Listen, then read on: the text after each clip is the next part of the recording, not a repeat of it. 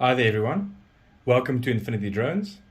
If you're like me and you've got the DJI FPV drone and you'd like to use a simulator but you don't have a Mac, then how do you use it? Because the simulator the DJI provides only works on Mac and iOS.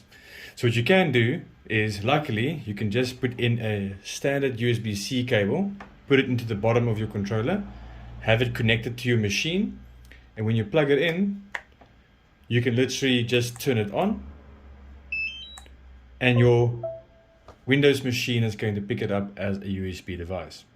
What you can do then is you can literally go and access any FPV or simulator that you've got. And in this case, I've got Velocidrone. I'm just going to see if you guys can maybe see my screen over there. Just starting it up. And then we're going to start using the DJI controller as our FPV controller or transmitter. One small thing you've got to do is, once you've logged into your preferred simulator, what you need to do is just make sure that you've calibrated the sticks so that it follows your commands. Now with Velocidrone, it's actually very easy. They've got a little wizard that you can follow.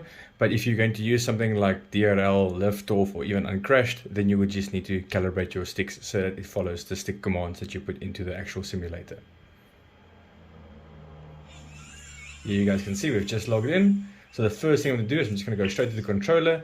And if I move my sticks, it works. But the first time you log in, these sticks at the top, over here and over here, they don't move. You move the sticks and over here, it is going to show that there's movement.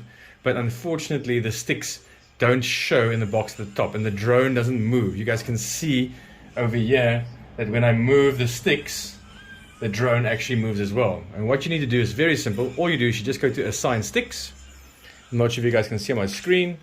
It'll say follow the sticks movement. So you go all the way in and out, all the way in and out. And then it says center the sticks.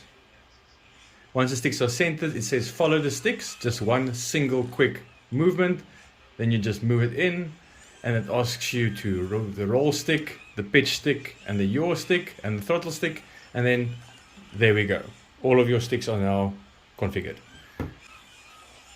Well, actually, let me just go show you. So once your sticks are configured, just go back, quick start. And we're just going to go to a quick map. And you guys will be able to see how it works. There we go.